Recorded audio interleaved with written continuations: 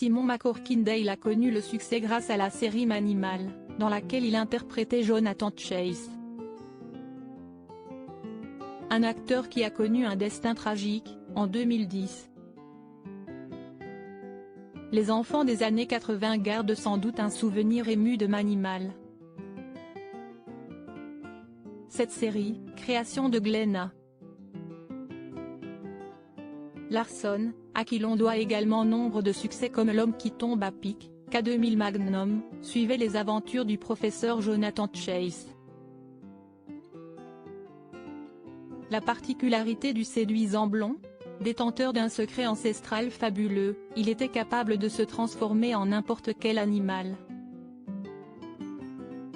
Ce talent, Jonathan Chase le mettait au service de la police, représenté par la ravissante Brooke Mackenzie, Melody Anderson. Pour l'aider dans ses enquêtes, les deux compères étaient également accompagnés de Ty, Michael D. Roberts, un ancien camarade de l'armée. Manimal n'a en réalité eu qu'une durée de vie très brève, avec seulement 8 épisodes et un bref retour par la grâce d'un crossover en 1996 avec Nightman. Mais il n'empêche, les multiples diffusions télévisuelles dans l'Hexagone, de 1985 à 1999 sur France 3, TF1, La 5, ou M6 ont fait de cette série, un programme culte, dont le générique génère à lui seul chez les fans une gigantesque nostalgie.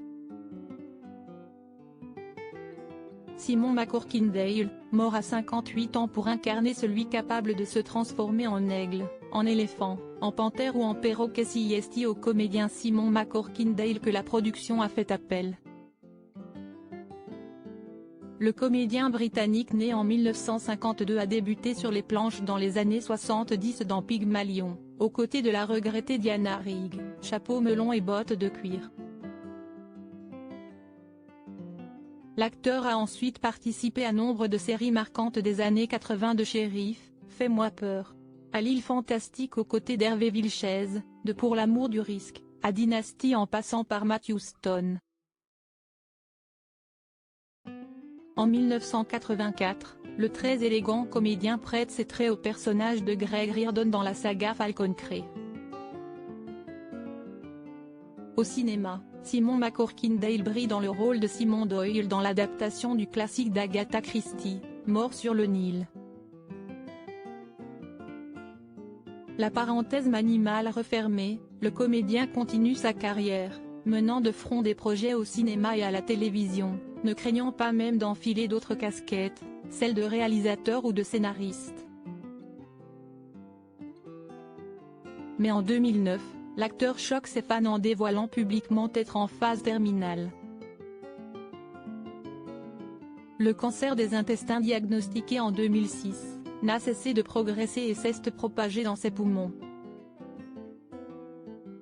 Malgré un combat mené ardemment main dans la main avec son épouse la comédienne Suzanne George, Simon McCorkindale décède dans la nuit du 14 octobre 2010 à l'âge de 58 ans.